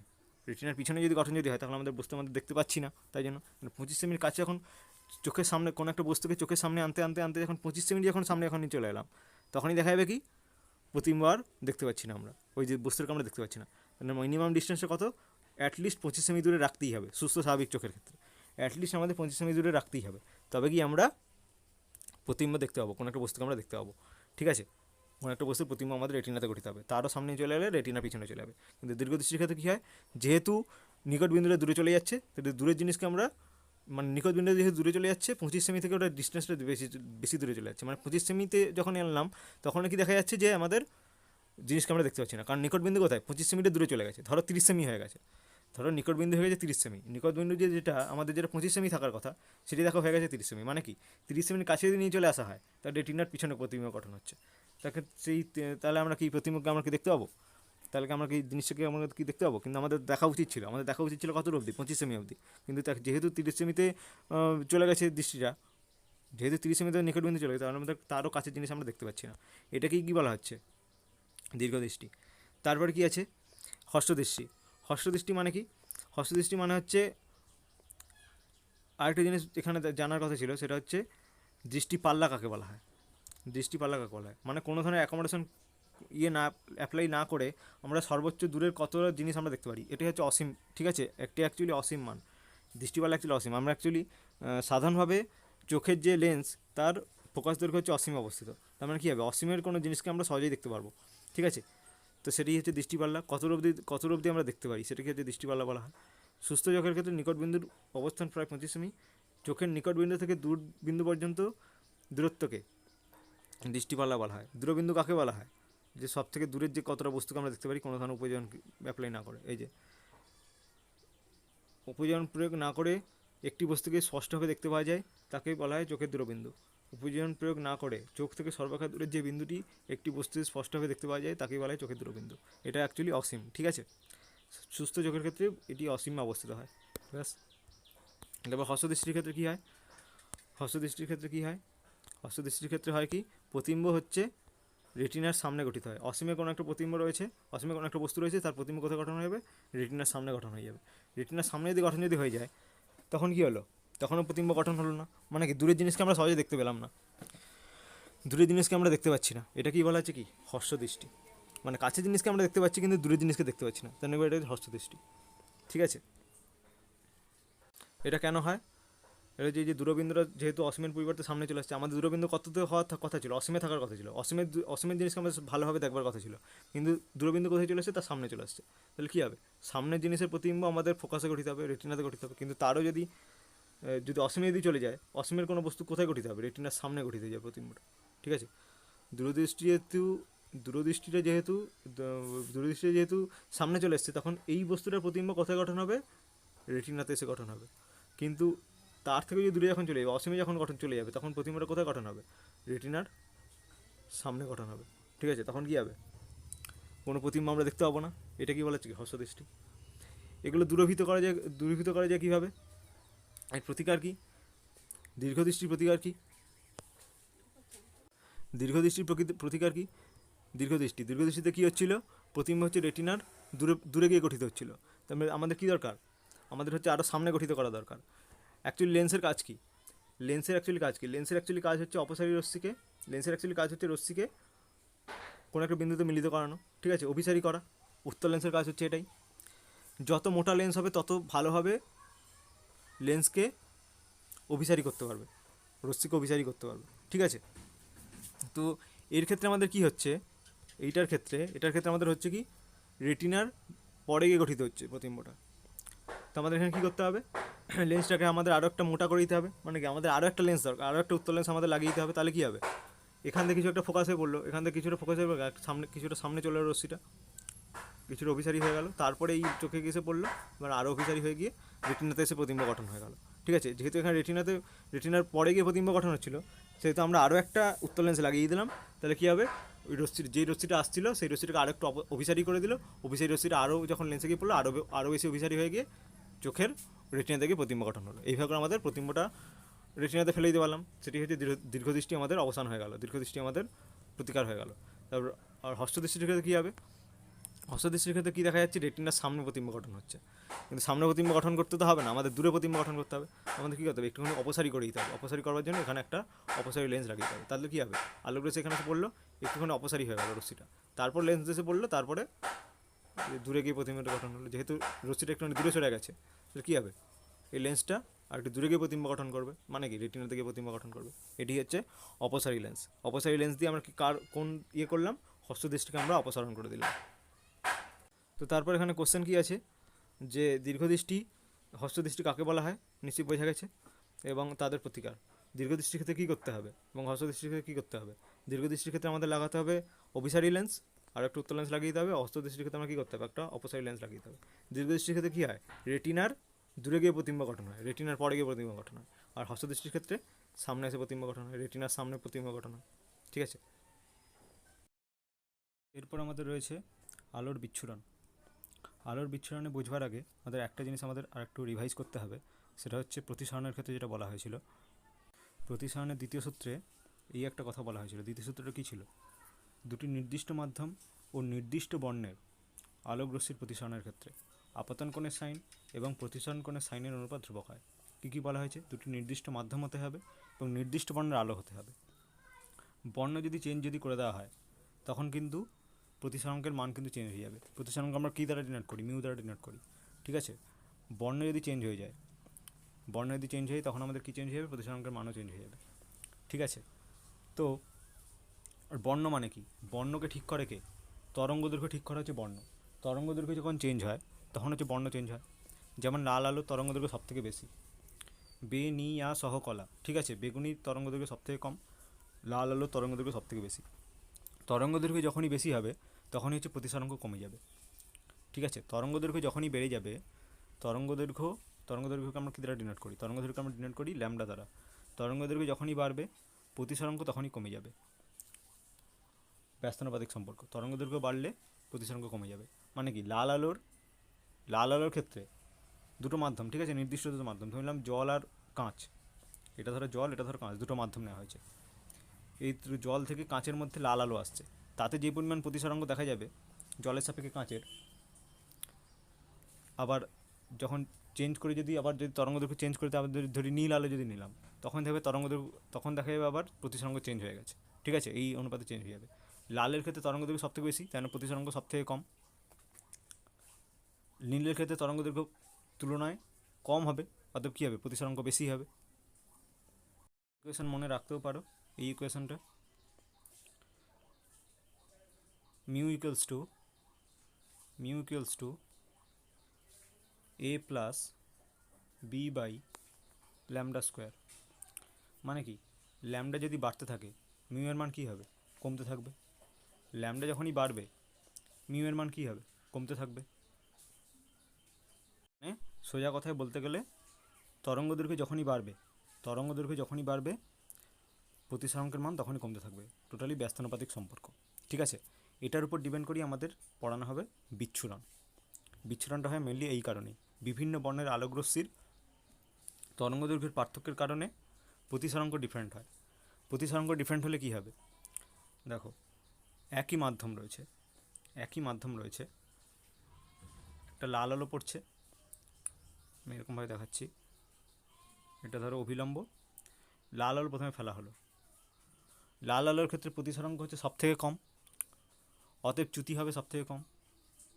এই পথ দিয়ে যাওয়ার কথা ছিল, সামান্য একটুখানি বাঁকলো অভিলম্বের দিকে। আবার যখন নীল আলো যখন ফেললাম, ব্লু লাইট যখন ফেললাম, একই অ্যাঙ্গেলে, একই আপতন কোণে, দেখা যাবে প্রতিসরাঙ্ক এর ক্ষেত্রে কী হবে, প্রতিসরাঙ্ক তুলনায় বেশি হবে, যেহেতু লাল আলোর তরঙ্গ দৈর্ঘ্য বেশি, তাই না প্রতিসরাঙ্ক কম। ব্লু আলোর তরঙ্গ দৈর্ঘ্য তার তুলনায় কম, লালের তুলনায় কম, তাই না কী হবে, প্রতিসরাঙ্ক তার তুলনায় বেশি হবে। এর ক্ষেত্রে লালের থেকে বেশি হবে প্রতিসরাঙ্ক, তার মানে কী হবে, আরও বেশিটা বাঁকবে। প্রতিসরাঙ্ক যত বেশি হবে তত বেশি পরিমাণ বাঁকবে, তাই না। নীল আলোর সাপেক্ষে প্রতিসরাঙ্ক লালের তুলনায় বেশি, অতএব কী হবে, নীলের ক্ষেত্রে অভিলম্বের দিকে বেশি পরিমাণ বেঁকে যাবে। ঠিক আছে, মানে অ্যাকচুয়ালি দেখো কী হলো, আমরা যদি একটা সাদা আলো যদি ফেলতাম এখান থেকে, সাদা আলোতে কী রয়েছে, বেনিয়া সহকলা সমস্ত কিছু রয়েছে। কিন্তু বেগুনির ক্ষেত্রে কী হবে, বেগুনির ক্ষেত্রে তরঙ্গ দৈর্ঘ্য সব থেকে কম, তার মানে কী হবে, প্রতিসরাঙ্ক সব থেকে বেশি, অতএব কী হবে, সব থেকে কাছাকাছি থাকবে, সব থেকে অভিলম্বের কাছাকাছি থাকবে। আবার লাল আলোর তরঙ্গ দৈর্ঘ্য সব থেকে বেশি, অতএব কী হবে, প্রতিসরাঙ্ক সব থেকে কম, অতএব কী হবে, সব থেকে দূরে থাকবে। আমরা একটা সাদা আলো ফেললাম, সাদা আলোতে কী রয়েছে, বেনিয়া সহকলা সমস্ত কালারই রয়েছে, কিন্তু তার মধ্যে যে সাদা কালারের মধ্যে যে বেগুনি কালারটা রয়েছে এইখানে, এরকমভাবে, তো অভিলম্বের বেশি কাছে চলে এলো। আবার লাল আলোটা দূরে থেকেই যাচ্ছে, তার মানে কী হচ্ছে, অ্যাকচুয়ালি ভেঙে যাচ্ছে আলোটা, তাই না, অ্যাকচুয়ালি আলোটা ভেঙে যাচ্ছে। এই জিনিসটাই করা হয় প্রিজমের ক্ষেত্রে। ঠিক আছে, ভেঙে গিয়ে থাকবে, এখানে বেগুনি থাকবে, তারপরে থাকবে নীল, তারপরে তার একটু পরে থাকবে নীল, তারপরে থাকবে সবুজ, তারপরে একটু পরে থাকবে সবুজ, তারপরে থাকবে কমলা, ঠিক আছে, তারপরে থাকবে কমলা, তারপরে থাকবে লাল, এরকমভাবে ভেঙে যাবে। এটাকেই বলা হচ্ছে বিচ্ছুরণ। প্রিজমের ক্ষেত্রে এটা যখনই করা হয়, প্রিজমের ক্ষেত্রে এটাকে যখন করা হবে, সেটাকেই বলা হয় বিচ্ছুরণ। তাহলে ব্যাপারটা তাহলে কীরকম দাঁড়াবে, এইরকম দাঁড়াবে, একটা সাদা আলোকে ফেলা হলো, সাদা আলোর মধ্যে কী কী আলো রয়েছে, সমস্ত আলোই রয়েছে, সেই আলোটা প্রিজমের মধ্যে দিয়ে যাওয়ার সময় প্রতিসরাঙ্কের ডিফারেন্সের কারণে ভেঙে যাচ্ছে। এখানে ধরো বায়ু রয়েছে, এখানে ধরো প্রিজম রয়েছে, তাই তো, প্রিজমের সাপেক্ষে লাল আলোর তরঙ্গদৈর্ঘ্য যেহেতু সবথেকে বেশি, তাহলে কি প্রিজমের সাপেক্ষে প্রতিসরাঙ্ক সবথেকে কম হবে, অতএব লাল আলোর চ্যুতি সবথেকে কম হবে। সাদা আলোটা দেখো এই পথে যাওয়ার কথা ছিল, লাল আলো তো বেঁকেছে কতটা, এতটা, লাল আলোর চ্যুতি সবথেকে কম হয়েছে। তার তুলনায় বেশি চ্যুতি হয়েছে কার ক্ষেত্রে, হলুদের ক্ষেত্রে, কমলার হলুদ, তারপরে বেগুনি হচ্ছে সব থেকে লাস্টে চলে গেছে, দেখো একবার তো লাস্টে, মানে অ্যাকচুয়ালি কী হয়েছে, ভেঙে গেছে। ঠিক আছে, এটাকেই বলা হচ্ছে বিচ্ছুরণ। আলোটা অ্যাকচুয়ালি সাদা আলোটা এলো, দিয়ে ভেঙে গেল। কী জন্যে ভাঙলো, এই প্রতিসরাঙ্কের ডিফারেন্স হওয়ার কারণে। প্রতিসরাঙ্কের ডিফারেন্সটা কেন এলো, তরঙ্গ দৈর্ঘ্যের ডিফারেন্সটা থেকে গেছে বলে। তরঙ্গ দৈর্ঘ্যের সঙ্গে প্রতিসরাঙ্কের সম্পর্কে কি, ব্যস্তানুপাতিক সম্পর্ক। ঠিক আছে, তরঙ্গ দৈর্ঘ্য যখনই বেরিয়ে যাবে, প্রতিসরাঙ্ক তখন কমে যাবে, আর প্রতিসরাঙ্ক যখনই কমে যাবে, চ্যুতি তখন কম হয়ে যাবে। ঠিক আছে, তো এই পরীক্ষাটা কে করেছিলেন, এই পরীক্ষাটা করেছিলেন বিজ্ঞানী নিউটন। ঠিক আছে, এই পরীক্ষা করেছিলেন বিজ্ঞানী নিউটন। তো কেন হয়েছে সেটা এখানে লেখা আছে, এই যে ভিবজিওরে ভেঙে গেছে। আর আগের ছবিটাও দেখতে পারো, আগের পেজের ছবিটা দেখো, এখানে ভেঙে গেছে। সবথেকে বেশি চ্যুতি হয়েছে কার, বেগুনি সবথেকে বেশি চ্যুতি হয়েছে, কারণ এর ক্ষেত্রে প্রতিসরাঙ্ক সবথেকে বেশি, লাল আলোর ক্ষেত্রে প্রতিসরাঙ্ক সবথেকে কম, তাই না, চ্যুতি সবথেকে কম হয়েছে। আলো এই দিকে যাওয়ার কথা ছিল, সাদা আলোটা যদি প্রিজমটা না যেয়ে থাকতো, আলো কোন দিক দিয়ে যেত, এই পথ দিয়ে যেত, কিন্তু বেঁকে গেছে এতটা, কিন্তু বেগুনির ক্ষেত্রে বেঁকে গেছে তার তুলনায় বেশি, কারণ বেগুনির ক্ষেত্রে প্রতিসরাঙ্কটা বেশি, কারণ তরঙ্গ দৈর্ঘ্যটা কম। ঠিক আছে, বেগুনি বেনিয়া সহকলা, বেগুনিতে তরঙ্গ দৈর্ঘ্য সবথেকে কম, লালে তরঙ্গ দৈর্ঘ্য সবথেকে বেশি, তাই না, লালের ক্ষেত্রে প্রতিসরাঙ্ক সবথেকে কম, আর বেগুনির ক্ষেত্রে প্রতিসরাঙ্ক সবথেকে বেশি। এটি হচ্ছে ব্যাপার। তারপরে আছে এখানে একটা স্ল্যাবের ক্ষেত্রে, কাঁচের স্ল্যাবের ক্ষেত্রে একই রকমভাবেই হবে, দেখো একই রকমভাবেই হবে, একটুখানি ভালো করে দেখো ছবিটা। এটা একটা কাঁচের স্ল্যাব, এটা অ্যাকচুয়ালি কি, এখানে বায়ু মাধ্যম রয়েছে, এখানে কাঁচ মাধ্যম রয়েছে। তো একটা সাদা আলো ফেলা হলো, সাদা আলোতে কী রয়েছে, সমস্ত আলো সমষ্টি রয়েছে। তো এখানে তার মানে কি, এটা হচ্ছে ধরো অভিলম্ব, ঠিক আছে, সাদা আলো গেলে কোন দিক দিয়ে যাওয়ার কথা, এই পথ দিয়ে পড়েছে, মানে এই পথ দিয়ে বেরিয়ে যাওয়ার কথা ছিল, কিন্তু যেহেতু প্রতিসরণ হচ্ছে, চ্যুতি হবে। কার ক্ষেত্রে বেশি চ্যুতি হবে, কার ক্ষেত্রে বেশি অভিলম্বের দিকে সরে আসবে, যার ক্ষেত্রে প্রতিসরাঙ্ক সব থেকে বেশি হবে তার ক্ষেত্রে সব থেকে বেশি সরে আসবে। তাই তো কি, ভায়োলেটের ক্ষেত্রে সব থেকে বেশি সরে আসছে অভিলম্বের দিকে। আবার দেখো রেডের ক্ষেত্রে দেখো সরেনি, রেডের ক্ষেত্রে দেখো এই দিকে, এটা হচ্ছে এই পদ্ধতি যাওয়ার কথা, রেডের ক্ষেত্রে দেখো চ্যুতি দেখো কম হয়েছে, কিন্তু ভায়োলেটের ক্ষেত্রে চ্যুতি দেখো বেশি হয়ে গেছে। ঠিক আছে, এখানে আর 3-4টে রশ্মি দেখানো হয়েছে, একটা সাদা রশ্মি, এটা একটা সাদা রশ্মি, এটা একটা সাদা রশ্মি, এটা একটা সাদা রশ্মি, 3-4টে রশ্মি দেখানো হয়েছে। ঠিক আছে, 3টে রশ্মি দেখানো হলে কী হবে, এই আলোটার ক্ষেত্রে এই ভায়োলেট রশ্মিটা এরকমভাবে এসছে, তারপর রেড লাইটটা এরকমভাবে এসছে, আবার এই যে এই রশ্মিটা সেকেন্ড যে আলোটা, এই আলোটার ক্ষেত্রে ভায়োলেট রশ্মিটা এখানে এই যে এই রেড লাইটটা এর সাথে মিশে গেছে, দিয়ে কী তৈরি হয়ে গেছে, আবার সাদা আলো তৈরি হয়ে গেছে। ঠিক আছে, মানে ব্যাপারটা কীরকম, তো ব্যাপারটা দেখা হয় মোটামুটি যে এইরকম, একটা সাদা আলো এসে ফেললাম, দিয়ে এরকমভাবে জিনিস তৈরি হয়ে যাবে, এরকমভাবে জিনিস তৈরি হবে। এই পাশে থেকে যাবে বেগুনি কালার, এই পাশে থেকে যাবে লাল কালার, মাঝখানে থেকে যাবে সাদা কালো। কারণ কি, এখানে যে বিচ্ছুরণগুলো হয়েছিল, এখানে যে বিচ্ছুরণগুলো হয়েছে সেগুলো আবার মিশে গিয়ে সাদা আলো তৈরি করে ফেলেছে। ঠিক আছে, মানে ভালো করে দেখো এখানে, এই যে এখানে এই সাদাটা এলো, এখানে বেগুনিতে ভাঙলো, লালে ভাঙলো, ভিতরে সমস্ত কালারই রয়েছে, বেনিয়া সকলা সমস্ত কালারের ভিতরে রয়েছে। ঠিক আছে, ভালো করে দেখলে এই যে এখানে বেগুনি রয়েছে, তারপরে রয়েছে সবুজ, তারপরে রয়েছে আকাশি, তারপরে রয়েছে সবুজ, তারপরে এভাবে করে সমস্ত কালারই এর ভিতরে রয়েছে। বেগুনি থেকে সমস্ত যে আলোর যে পটিটা, বেগুনি থেকে রেড লাইট, সমস্ত আলো এখানে রয়েছে। আবার তার পরবর্তীটা বেগুনি থেকে রেড লাইট, আবার তার মধ্যে রয়েছে, আবার এখানে বেগুনি থেকে রেড লাইট সমস্ত এখানে রয়েছে, আবার বেগুনি থেকে রেড লাইট এখানে সমস্ত রয়েছে। কিন্তু এই যে ভিতরে যে পার্টগুলো, এগুলো তো একে অপরের সাথে যুক্ত হয়ে যাচ্ছে, এগুলো তো একে অপরের সাথে যুক্ত হয়ে যায়, তাহলে এগুলো মিশে গিয়ে আবার কী তৈরি করবে, আবার সাদা লাইট তৈরি করে দেবে, ভিতরের পার্টগুলো সাদা লাইট তৈরি করে দেবে। কিন্তু এই পাশের যে পার্টটা, এই পাশে যে বেগুনি কালারটা আর এই পাশে রেড কালারটা, সেটা কারোর সাথে মিশতে পারছে না। তার মানে কী হবে, এখানে বেগুনি কালারটা বেগুনির মতোই থেকে যাবে, আবার এখানে রেড কালারটা রেড কালারের মধ্যে থেকে যাবে, মাঝখানে এটা সাদা লাইট তৈরি করে ফেলবে, সমস্ত কিছু মিশে গিয়ে সাদা লাইট তৈরি করে ফেলবে। বোঝা গেছে, তাই না, পোর্টটা এরকম দেখতে হবে। ঠিক আছে, একটা এই পাশে হচ্ছে লাল আলো, এ পাশে বেগুনি আলো, আর মাঝখানে হচ্ছে সাদা, মাঝখানে সাদা, এ পাশে বেগুনি, এ পাশে লাল। ঠিক আছে, এইভাবে করতে হবে কখন, কাঁচের স্ল্যাবে যখন প্রতিমাটা তো করা হবে, বিচ্ছুরণ যখন করানো হবে। এটাকে আমরা আরেকভাবেও ভাবতে পারি, ধরলাম কাঁচের স্ল্যাব মানে কি, দুটো প্রিজমের সমষ্টি, এটা একটা প্রিজম রয়েছে। ঠিক আছে, এই প্রিজমে আলোক রশ্মি যখন সাদা আলো যখন পড়ছে, বিচ্ছুরণ হয়ে এরকমভাবে বিচ্ছুরণটা হয়ে যাচ্ছে, এই পাশে বেগুনি আলো, এখানে লাল আলো। আবার কাঁচের স্ল্যাব মানে কি, কাঁচের স্ল্যাব মানে অ্যাকচুয়ালি দুটো প্রিজমের সমষ্টি। ধরো এখানে আরেকটা প্রিজম আমি এখানে এরকমভাবে রেখে দিলাম। ঠিক আছে, এরকমভাবে, তো এখানে একটা প্রিজম আমি এরকমভাবে রেখে দিলাম, এরকমভাবে রেখে দিলাম, তাতে কী হবে, এই যে প্রিজমটা, এই প্রিজমটার জন্য সাদা লাইট হচ্ছে এরকমভাবে পড়ছে, তো বিচ্ছুরিত হচ্ছে, কিন্তু তারপরে এখানে এসে পড়ছে। কিন্তু এই প্রিজমটার জন্য আবার কী হবে, এই যে এই প্রিজমটার জন্য কী হবে, এই যে এই লাইটগুলো এগুলো আবার সংযুক্ত হয়ে গিয়ে এপাশ থেকে সাদা আলো করে বেরিয়ে যাবে। ঠিক আছে, মানে কি, এখানে সাদা আলো ঢোকালাম, আবার এখানে সাদা আলোটি বেরিয়ে গেল। ঠিক আছে, এরকমভাবে আমরা ভাবতে পারি দুটো প্রিজমের সমষ্টি হিসেবে। তোমাদের বইতে আবার এখানে লেখা আছে কী আকার দিয়ে, আলোর বেগ দিয়ে লেখা আছে। এখানে যেরকম প্রতিসরাঙ্ক আমরা কী দিয়ে বলছিলাম, তরঙ্গদৈর্ঘ্য দিয়ে, তরঙ্গদৈর্ঘ্য যত বেশি হবে প্রতিসরাঙ্ক ততই কম হবে। ঠিক আছে, এখানে কী দ্বারা দেওয়া হয়েছে, আলোর বেগ দ্বারা। আলোর বেগ দ্বারা মানে কি, লাল কালারের আলোর বেগ সবথেকে বেশি হবে, লাল কালারের আলোর বেগ সবথেকে বেশি হবে কোনো একটা ইয়েতে, তরঙ্গদৈর্ঘ্য যত বেশি হবে আলোর বেগ তো তত বেশি হবে, তাই না। ভি সমান কী আছে, আমাদের একটা সূত্র আছে, বেগ সমান এন ইন্টু ল্যামডা, কম্পাঙ্ক ইন্টু তরঙ্গদৈর্ঘ্য। তরঙ্গদৈর্ঘ্য যত বাড়বে আলোর বেগও তত বাড়বে। ঠিক আছে, আলোর বেগের সাথে সম্পর্ক হচ্ছে সমানুপাতিক, বেগ যত বাড়বে তরঙ্গদৈর্ঘ্য তত বাড়বে। ঠিক আছে, লাল কালারের আলোর তরঙ্গদৈর্ঘ্য সবথেকে বেশি, তার মানে কী হবে, বেগও সবথেকে বেশি। ঠিক আছে, তার মানে বেগ যখনই বেশি হয়ে যাবে, আমরা প্রতিসরণের আরেকটা কি সূত্র জানি, কোনো একটা মাধ্যমের সাপেক্ষে প্রতিসরণের সূত্র কি, শূন্য মাধ্যমে আলোর বেগ বাই ওই মাধ্যমে আলোর বেগ। শূন্য মাধ্যমের সাপেক্ষে কোনো একটা মাধ্যমের প্রতিসরণের সূত্র কি, শূন্য মাধ্যমে আলোর বেগ ওই মাধ্যমে আলোর বেগ। আর কোন কালারের আলোর বেগ সবথেকে বেশি হবে, লাল কালারের আলোর বেগ সবথেকে বেশি হবে। মানে কি, লাল কালারের আলোর বেগ সবথেকে বেশি থাকবে মানে কি, নিচে রয়েছে এটা, বেগটা তো নিচে রয়েছে, লাল কালার শূন্যস্থানের আলোর বেগ তো অলওয়েজ 2 × 10⁻⁸, শূন্যস্থানের আলোর বেগ তো অলওয়েজ 3 × 10⁻⁸, আর লাল কালার আলোর বেগ এখানে রয়েছে, নিচে রয়েছে, নিচে হচ্ছে বেগগুলো চেঞ্জ হবে। বেগ যখনই বাড়বে তখনই কী হবে, প্রতিসরাঙ্ক কমে যাবে। দেখো জিনিসটা কী হচ্ছে, প্রতিসরাঙ্ক সমান শূন্য মাধ্যমে আলোর বেগ বাই ওই মাধ্যমে আলোর বেগ। ঠিক আছে, এখন ওই মাধ্যমে আলোর বেগটা লাল কালারের ক্ষেত্রে সবথেকে বেশি হবে। সম্পর্কটা দেখো, মিউ সমান শূন্য মাধ্যমে আলোর বেগ বাই ওই মাধ্যমে, শূন্য মাধ্যমে আলোর বেগ তো কোনো দিন তো চেঞ্জ হবে না। আর হরের এটা কি, লব, এটা হচ্ছে হরের পার্টটা যখন বড় হয়, হর যখন বড় হতে থাকে তখন কী হয়, ভগ্নাংশের মান ছোটো হতে থাকে।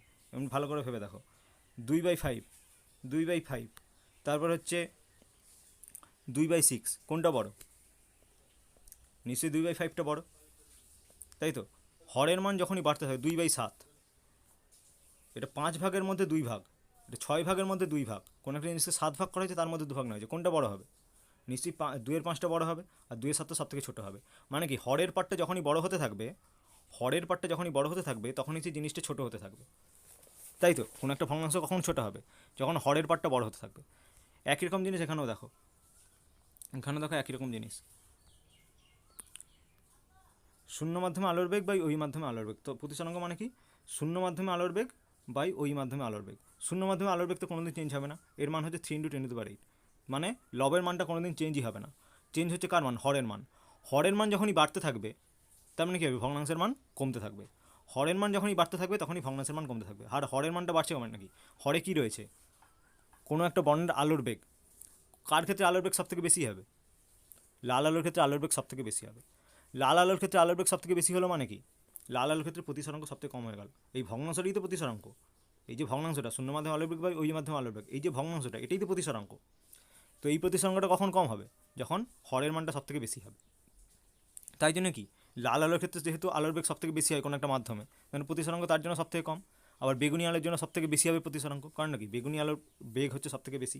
তো সেটাই এখানে লেখা আছে, সেটাই এখানে বলা আছে। তারপরে তো এখানে কি করা আছে? এখানে প্রমাণ করা আছে, যেখানে এই ছবিটাতে প্রমাণ করা আছে কোনটার ক্ষেত্রে আর এর মানটা বেশি হবে। আমরা কি জানি? এটা হচ্ছে ধরো এটা একটা আলো, এটা একটা কাঁচ, এটা হচ্ছে কাঁচ রয়েছে, এখানে ধরো বায়ু রয়েছে। এখানে লাল আলো পড়লো, লাল আলোর ক্ষেত্রে প্রতিসরাঙ্ক নিশ্চয়ই বেগুনির তুলনায় কম হবে, অতএব কি চ্যুতি হচ্ছে কম হবে, এর ক্ষেত্রে অভিলম্বের দিকে কম সরে আসবে। কিন্তু বেগুনি আলোর ক্ষেত্রে কী হবে? বেগুনি আলো সেম অ্যাঙ্গেলেই পড়লো, সেম আপতন কোণেই পড়লো, কিন্তু এর ক্ষেত্রে কী হবে? বেশি অভিলম্বের দিকে সরে আসবে। কারণটা কি? এর ক্ষেত্রে চ্যুতির মানটা বেশি হবে। কারণটা কি? এর ক্ষেত্রে প্রতিসরাঙ্কটা বেশি। ঠিক আছে? তো এই যে আর কাকে বলা হয়? প্রতিসরণ কোণ কাকে বলা হয়? এইটা হচ্ছে আর, এই যে এইগুলো, এর ক্ষেত্রে এইটা হচ্ছে আর, লাল আলোর ক্ষেত্রে এইটা হচ্ছে আর বেগুনির ক্ষেত্রে এইটা হচ্ছে আর। এখন এখানে প্রমাণটা করতে হবে যে কোনটা বেশি হবে, R1টা বেশি হবে না R2টা বেশি হবে? নিঃসন্দেহে R1টাই বেশি হবে। ঠিক আছে, R1টা বেশি হবে, কারণটা কি? লাল আলোর ক্ষেত্রে প্রতিসরাঙ্কটা কম। তো সেটাই হচ্ছে এখানে প্রমাণ করতে দেওয়া আছে। প্রমাণটা কীভাবে হবে? প্রতিসরাঙ্কের সূত্র দিয়ে। ধরে নিলাম লাল আলোর ক্ষেত্রে প্রতিসরাঙ্ক হয়েছে, আপতন কোণটা তো দুটোর ক্ষেত্রে সেমই রাখা হয়েছে, ঠিক আছে? দুটোকেই আইকনেই ফেলা হয়েছে, কিন্তু প্রতিসরণ কোণটা ধরে নেওয়া যাক আর এর ক্ষেত্রে, মানে রেড লাইটের ক্ষেত্রে ধরে নেওয়া যাক প্রতিসরণ কোণটা হচ্ছে আর, ঠিক আছে? আর মানে প্রতিসরণ কোণ ফর রেড লাইট, ঠিক আছে? আর বেগুনি আলোর জন্য প্রতিসরণ কোণ ধরে নিলাম RV, ভায়োলেট, ঠিক আছে? এবারে প্রতিসরাঙ্কটা কী হবে? লাল আলোর ক্ষেত্রে প্রতিসরাঙ্কটা কী হবে? μr = রেড লাইটের জন্য প্রতিসরাঙ্ক sin I / sin r, ঠিক আছে? sin I এর মান তো চেঞ্জ হয়নি, একই আপতন কোণে ফেলা হয়েছে, sin I / sin r, মানে sin r মানে কি? লাল আলোর ক্ষেত্রে প্রতিসরণ কোণ কত ধরা হয়েছিল? sin r। এবারে প্রতিসরাঙ্ক বেগুনি আলোর জন্য কত হবে? μv ধরে নিলাম, μv জন্য কী হবে? sin I / sin RV, মানে এর ক্ষেত্রে দেখা গেলো কি রেড লাইটের ক্ষেত্রে প্রতিসরাঙ্ক সমান sin I / sin r, ঠিক আছে? আর প্রতিসরাঙ্ক বেগুনি আলোর ক্ষেত্রে কী হবে? sin I / sin RV, ঠিক আছে? এখন μr আর μvর মধ্যে কোনটা বেশি? নিশ্চয়ই μrটা বেশি, নিশ্চয়ই μrটা কম। লাল আলোর ক্ষেত্রে প্রতিসরাঙ্ক কম হয়, এর ক্ষেত্রে প্রতিসরাঙ্ক বেশি হয়, ঠিক আছে? মানে কি দেখা যাচ্ছে? প্রতিসরাঙ্কটা হচ্ছে μvটা বেশি, আর μvটা বেশি হবে কখন? কখন বেশি হবে? লবের ক্ষেত্রে লবের মান দেখো কোনো চেঞ্জ হয়নি, sin I দুটো দিয়ে sin I রয়েছে, মানে কি হরের মানটা যার বেশি হবে, হয়ে যাবে সেই প্রতিসংখ্যাটাই কম হয়ে যাবে। হরের মানটা যখনই বেশি হয়ে যাবে তখনই ভগ্নাংশটা কম হয়ে যাবে। আর তার মানে কি μvটা দেখা যাচ্ছে বড় μr থেকে, তার মানে ভগ্নাংশটা কখন বড় হবে? কোনো একটা ভগ্নাংশ কখন বড় হয়? যদি হরের মানটা কি হয়? কোনো একটা ভগ্নাংশ তখনই বড় হবে যখন হরের মানটা ছোট হবে, ঠিক আছে? মানে কারটা তাহলে ছোট? μr এবং μvর মধ্যে, মানে sin r আর sin RVর মধ্যে কোনটা তাহলে ছোট? নিশ্চয়ই sin RVটা ছোট, ঠিক আছে? sin RVটা যখনই ছোট হবে তার মানে কি হবে? μrvটা বড়, μvটা বড় হবে।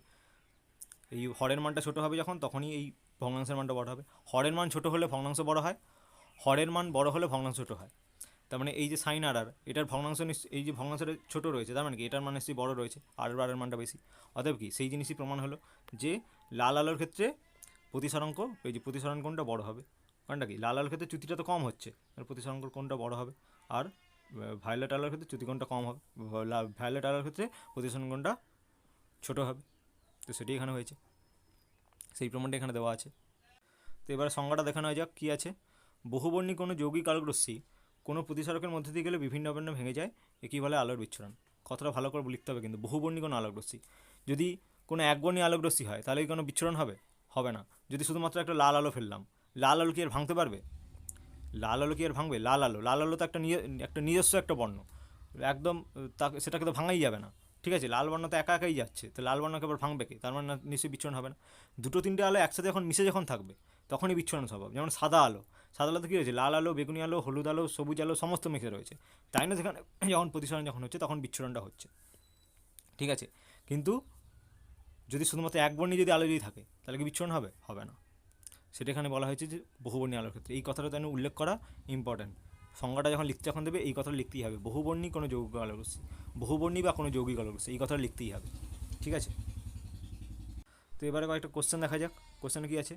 কোনো আলোকরশ্মি কোনো প্রতিসারকের মধ্যে দিয়ে গেলে বিভিন্ন বর্ণে ভেঙে যায়, একেই বলে আলোর বিচ্ছুরণ। সত্য না মিথ্যা?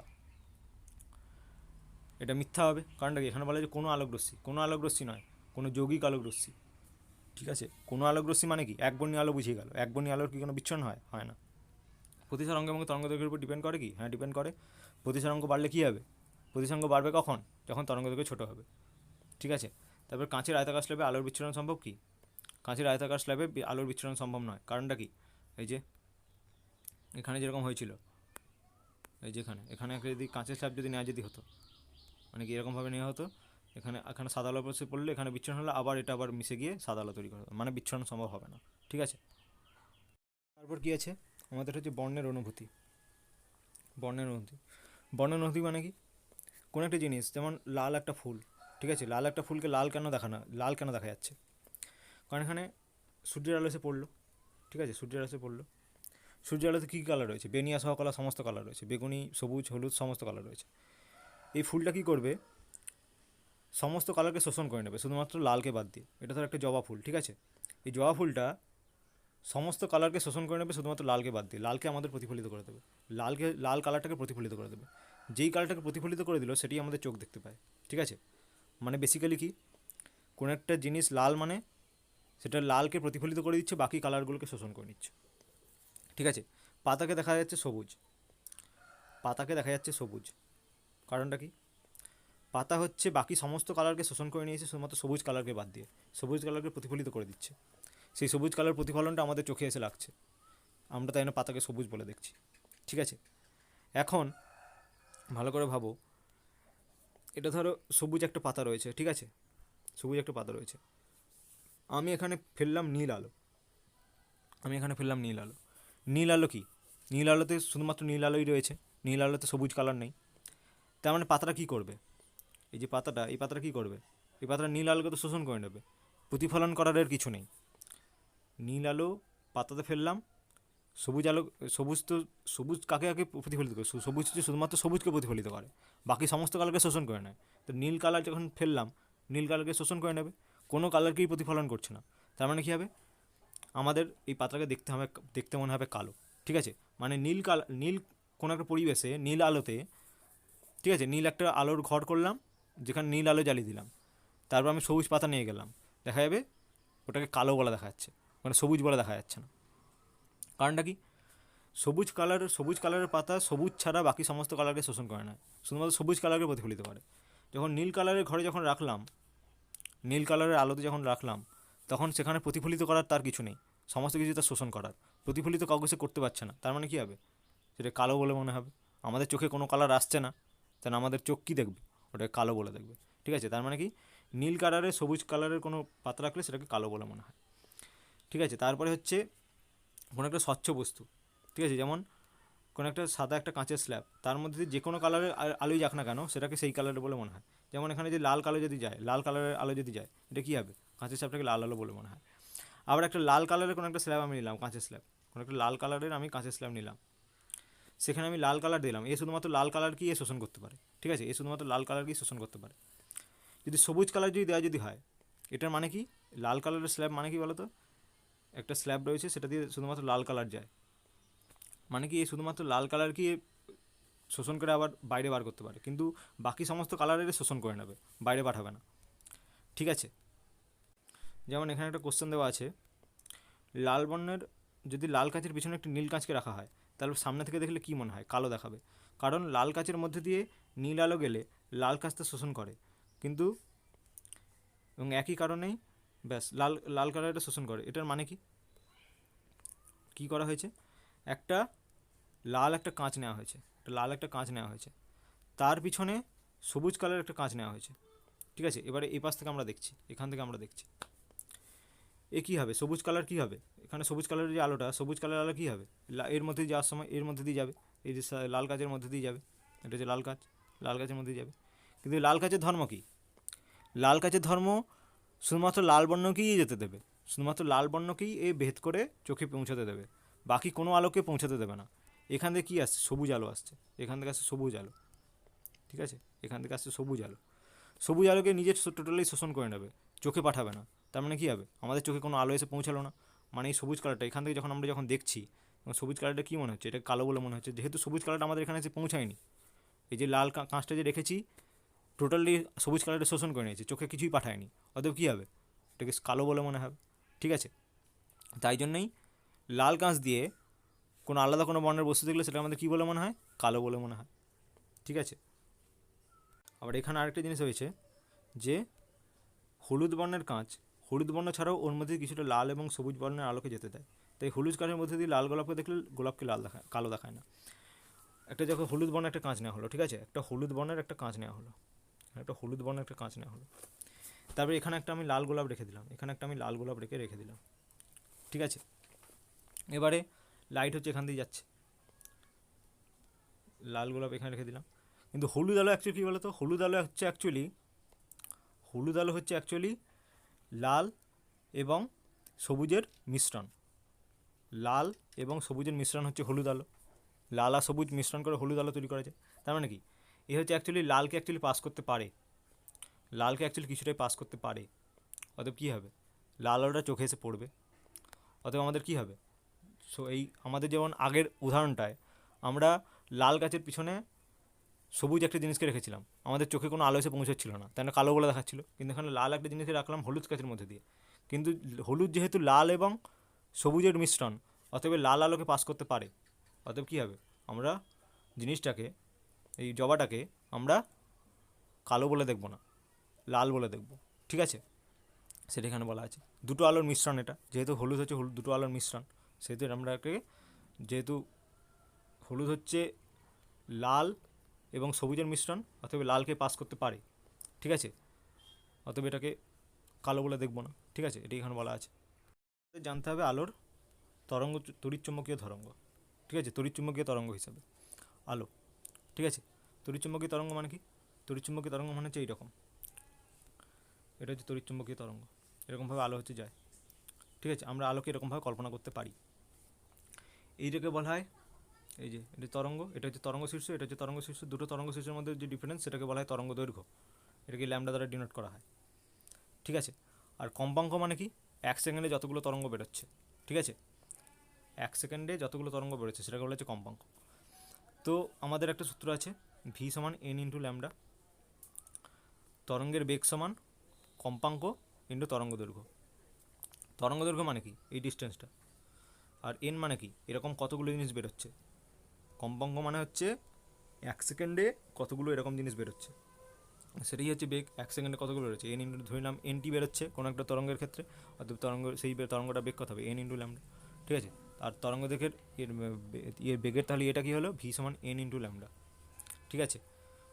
তার মানে দেখো আমাদের কোনো একটা আলোর ক্ষেত্রে এন কিন্তু কখনো চেঞ্জ হয় না, কম্পাঙ্ক কখনো চেঞ্জ হয় না, কম্পাঙ্ক ডিপেন্ড করে শুধুমাত্র সোর্সের উপরে, ল্যামডাটা চেঞ্জ হতে থাকে, ভি সমান হচ্ছে এন ইন্টু ল্যামডা, এন কখনো চেঞ্জ হবে না কোনো একটা সোর্সের ক্ষেত্রে, ল্যামডাটা চেঞ্জ হতে পারে, ল্যামডা যখনই বেশি হবে তখনই হবে বেগ বেশি হয়ে যাবে। যেমন লাল আলোর ক্ষেত্রে কী বলা হয়েছে, তরঙ্গ তো সব থেকে বেশি, বেনিয়া সহ কলা, বেগুনিতে তরঙ্গদৈর্ঘ্য সবথেকে কম, লাল আলো তরঙ্গদৈর্ঘ্য সবথেকে বেশি। অতএব কি লাল আলোর ক্ষেত্রে বেগ সবথেকে বেশি হবে। ঠিক আছে, লাল আলোর ক্ষেত্রে বেগ সবথেকে বেশি হবে। আবার বেগুনি আলোর ক্ষেত্রে তরঙ্গদৈর্ঘ্য সবথেকে কম, অতএব বেগ সবথেকে কম হবে। ঠিক আছে, আর আমরা প্রতিসরাঙ্কের সংজ্ঞা আমরা কি জানি? প্রতিসরাঙ্কের সংজ্ঞা আমরা এটা জানি যে শূন্য মাধ্যমে আলোর বেগ বাই ওই মাধ্যমে আলোর বেগ। ঠিক আছে, আর বেগকে আমরা কী হিসেবে লিখতে পারি? ভি সমান এন ইন্টু ল্যামডা করে, এন ইন্টু ল্যামডা করে, এন ইন্টু ল্যামডা ওয়ান। ধরলাম লাল আলোর তরঙ্গদৈর্ঘ্য হচ্ছে এন ল্যামডা ওয়ান, আর শূন্য মাধ্যমে আলোর বেগের সময় তরঙ্গদৈর্ঘ্য হচ্ছে ল্যামডা। মানে পার্থক্যটা কী হলো? ল্যামডা বাই ল্যামডা মানে কি তরঙ্গদৈর্ঘ্য বাই তরঙ্গদৈর্ঘ্য, শূন্য মাধ্যমে আলোর তরঙ্গদৈর্ঘ্য বাই ওই মাধ্যমে আলোর তরঙ্গদৈর্ঘ্য। বোঝা গেল তো? কম্পাঙ্ক তো চেঞ্জ হবে না, এই কম্পাঙ্ক বলছি, হ্যাঁ কম্পাঙ্ক তো চেঞ্জ হবে না, তরঙ্গদৈর্ঘ্যটা চেঞ্জ হবে। কোনো একটা মাধ্যমে যখন প্রবেশ যখন করে আলো, তখন তরঙ্গদৈর্ঘ্য চেঞ্জ হয়, কম্পাঙ্কের কোনো চেঞ্জ হয় না। ঠিক আছে, এটা ধরো একটা তল, এটা ধরো একটা আলো এসে ধরো পড়লো এরকমভাবে। ঠিক আছে, এটা ধরো সোর্স ছিল আলোর, কম্পাঙ্ক ধরলাম ছিল 3। ঠিক আছে, প্রতিসরাঙ্ক ধরলাম ছিল 4, বেগ কত ছিল তাহলে? 12। ভিতরে যখন ঢুকে গেল তখন দেখা গেলো বেগ হয়ে গেছে 9, কম্পাঙ্কটা ছিল 3, কম্পাঙ্কটা কিন্তু কোনো চেঞ্জ হয়নি। চেঞ্জ হবে কার? 9 হয়ে গেছে মানে এটা হয়ে গেছে 3। চেঞ্জ হয়েছে দেখো কার? কম্পাঙ্ক আগেও ছিল 3, পরেও আছে 3। তরঙ্গদৈর্ঘ্য আগে ছিল 4, পরে হয়ে গেছে 3। আগে হচ্ছে বেগ তাহলে কত ছিল? 4 ইন্টু 3 সমান 12, পরে বেগ কত হয়ে গেছে? 3 ইন্টু 3 সমান 9। চেঞ্জ হচ্ছে কার? তরঙ্গদৈর্ঘ্যের চেঞ্জ হচ্ছে। পরিবর্তন করলে মানে আমাদের মাধ্যম পরিবর্তন করলে চেঞ্জ হবে কার? তরঙ্গদৈর্ঘ্যের, কম্পাঙ্কের কোনো চেঞ্জ হবে না। ঠিক আছে, এটাই হচ্ছে ব্যাপার। মানে আমরা কী বলতে পারি? আমরা যে সংজ্ঞাটা আমরা নির্ণয় করেছিলাম শূন্য মাধ্যম আলোর বেগ বাই ওই মাধ্যম আলোর বেগ, আর বেগ মানে আমরা কি জানি? তরঙ্গদৈর্ঘ্য, তরঙ্গদৈর্ঘ্য ইন্টু কম্পাঙ্ক, তরঙ্গদৈর্ঘ্য ইন্টু কম্পাঙ্ক। ধরলাম এইখানে তরঙ্গদৈর্ঘ্য হচ্ছে ল্যামডা ওয়ান, এইখানে তরঙ্গদৈর্ঘ্য চেঞ্জ হয়ে গেছে ল্যামডা টু এই মাধ্যমে এসে, কিন্তু কম্পাঙ্ক তো কোনো চেঞ্জ হচ্ছে না। তার মানে কম্পাঙ্ক আর কম্পাঙ্ক কেটে দেওয়া যাবে। মানে কি আমরা কী বলতে পারি? শূন্য মাধ্যমে তরঙ্গদৈর্ঘ্য বাই ওই মাধ্যমে আলো তরঙ্গদৈর্ঘ্য, অথবা কোনো একটা মাধ্যমের সঙ্গে আরেকটা কোনো মাধ্যমে করলে ওই মাধ্যমে আলোর তরঙ্গদৈর্ঘ্য বাই আরেকটা মাধ্যমে আলোর তরঙ্গদৈর্ঘ্য। ঠিক আছে, দুটো মাধ্যমে আলোর তরঙ্গদৈর্ঘ্যের রেশিও, দুটো মাধ্যমে আলোর তরঙ্গদৈর্ঘ্য অনুপাত, সেটাই হবে কি প্রতিসরাঙ্ক। তো সেটাই হচ্ছে তরঙ্গদৈর্ঘ্য অনুযায়ী প্রতিসরাঙ্কের সংজ্ঞা। তো সেটাই দেখো এখানে লেখা আছে, এই যে ভি, এখানে এটাকে চেঞ্জ করে লিখেছে, কম্পাঙ্ক আমরা এন বলে বলছিলাম, ভি সমান আমরা এন ইন্টু ল্যামডা করে বলেছিলাম, এখানে এরকম দিয়ে দেখিয়েছে। ঠিক আছে, এরকম দ্বারা দেখিয়েছে, এরকমভাবে দেখানো যায়। তো সে যে যাই হোক, যেই নোটেশনেই দেখানো হোক না কেন দেখানো যেতে পারে। সো যাই হবে সেটা তো চেঞ্জ হবে না, এইটা বাই এইটা কেটে যাবে, lambda one by lambda two পড়ে থাকবে। মানে কী হবে? শূন্য মাধ্যমে আলো তরঙ্গদৈর্ঘ্য বাই ওই মাধ্যমে আলো তরঙ্গদৈর্ঘ্য। এরপরে হচ্ছে আমাদের দর্শন অনুভূতি দেখায় কারা? যারা হচ্ছে এই তরঙ্গদৈর্ঘ্যের মধ্যে যারা রয়েছে, এত থেকে আলোর তরঙ্গদৈর্ঘ্য থেকে, এই যে 4000 অ্যাংস্ট্রম থেকে 8000 অ্যাংস্ট্রম, এত তরঙ্গদৈর্ঘ্যের মধ্যে যারা রয়েছে। অ্যাংস্ট্রম হচ্ছে একটা দৈর্ঘ্যের একক। ঠিক আছে, অ্যাংস্ট্রম হচ্ছে একটা দৈর্ঘ্যের একক, যেরকম মিটার, সেন্টিমিটার, এগুলো সব দৈর্ঘ্যের একক। অ্যাংস্ট্রমও হচ্ছে একটা দৈর্ঘ্যের একক, ছোটো জিনিস মাপার ক্ষেত্রে এটা ব্যবহার করা হয়। ঠিক আছে, অ্যাংস্ট্রম, ন্যানোমিটার, এগুলো সব ছোটো জিনিস মাপার ক্ষেত্রে ব্যবহার করা হয়। আমাদের দৃশ্যমান আলোক রশ্মি মানে কি? যখন তরঙ্গদৈর্ঘ্য যখন 4000 থেকে 8000-এর মধ্যে থাকবে, 4000 থেকে 8000 অ্যাংস্ট্রমের মধ্যে যখন থাকবে, তো সেই তরঙ্গদৈর্ঘ্যের মধ্যে আমরা দেখতে পাবো। ঠিক আছে, আমাদের দর্শন অনুভূতি দেখাবে এরকম। তারা কারা? এই বিন্যাস কলা, বেগুনি থেকে লাল আলো অব্দি, এইসব তরঙ্গদৈর্ঘ্যগুলো এর মধ্যে থাকে। ঠিক আছে, তার উপরে অথবা কম হলে আমরা দেখতে পাবো না। এখানে এরপর কী করা আছে? বেশ কয়েকটা তরঙ্গদৈর্ঘ্যের আমাদের কাজ দেখানো আছে, আর তরঙ্গদৈর্ঘ্য সম্পর্কে আমাদের আইডিয়া দেওয়া আছে। ঠিক আছে, তো সেটা আমাদের মনে রাখার দরকার নেই, তরঙ্গদৈর্ঘ্য আমাদের মনে রাখার দরকার নেই, জাস্ট কোনটা কার থেকে বড় সেটা আমাদের মনে রাখতে হবে। ঠিক আছে, কোন রশ্মিটা তরঙ্গদৈর্ঘ্য সব থেকে বড়, তারপর একটা অনুযায়ী ছোটো থেকে বড় অনুযায়ী সাজানো হিসেবে আমাদের মনে রাখতে হবে। মানে সবার প্রথমে কী হবে? সবার প্রথমে আসবে রেডিও তরঙ্গ, তারপরে আসবে হচ্ছে মাইক্রোওয়েভ তরঙ্গ। ঠিক আছে, তারপরে আসবে হচ্ছে অবলোহিত তরঙ্গ বা ইনফ্রারেড রশ্মি, তারপরে আসবে হচ্ছে দৃশ্যমান আলো, ভিজিবল লাইট, তারপরে আসবে হচ্ছে অতিবেগুনি রশ্মি, ইউভি রে, তারপরে আসবে হচ্ছে এক্স রশ্মি। ঠিক আছে, এইরকম রেশিওটা আমাদের মনে রাখতে হবে। প্রথমে আসবে রেডিও, তারপরে আসবে মাইক্রোওয়েভ, তারপরে আসবে ইনফ্রারেড, তারপরে আসবে ইউভি রে, তারপরে আসবে ভিজিবল লাইট, তারপরে আসবে ইউভি রে, তারপরে হচ্ছে এক্স রশ্মি। ঠিক আছে, এই যে রেডিও তরঙ্গ, যেটা রেডিও তরঙ্গের তরঙ্গদৈর্ঘ্য খুব বেশি, তাহলে এটা কোথায় ইউজ করা হয়? রেডিও তরঙ্গ আমাদের ইউজ করা হয় বড় বড় যেখানে কাজ করতে হবে, অনেক দূরবর্তী, যেমন সংকেত নিয়ে যাওয়া, এইসব কাজ রেডিও তরঙ্গতে করা হয়। ঠিক আছে, রেডিও তরঙ্গ, রেডিওতে কী হয়? অনেক দূরে রেডিও স্টেশন থাকে, সেই সব তরঙ্গ ট্রান্সফার করা হয়। আর মাইক্রোওয়েভ কোথায় ইউজ করা হয়? মাইক্রোওয়েভ ইউজ করা হয় আমাদের রিমোটে কি জাস্ট টিভি চালানোর জন্য, সামনাসামনি রয়েছে, ঠিক আছে? ভেবে দেখো, যদি রেডিও তরঙ্গ দিয়ে যদি আমরা যদি টিভি যদি তৈরি করতাম আর টিভি রিমোট যদি তৈরি করতাম, তাহলে কী হতো? আমরা এখানে বসে বসে 15 কিলোমিটার দূরের কোনো টিভি আমরা বন্ধ করতে পারতাম, তাই তো? রেডিও তরঙ্গ দিয়ে যদি আমরা যদি রিমোট দিয়ে তৈরি করতাম, তাহলে অসুবিধা হয়ে যেত কি না? আমি এখান থেকে বন্ধ করছি দূরের 15 কিলোমিটার দূরের কোনো একটা টিভি, তাহলে কি সমস্ত টিভি বন্ধ হয়ে যাবে, তাই না? আমার ঘরে টিভি বন্ধ করে দিয়ে বাকি সমস্ত ঘরে টিভি বন্ধ হয়ে যাবে। মানে কী হবে? আমাদের ছোটো তরঙ্গ থেকে জিনিসটা আমাদের ব্যবহার করতে হয়।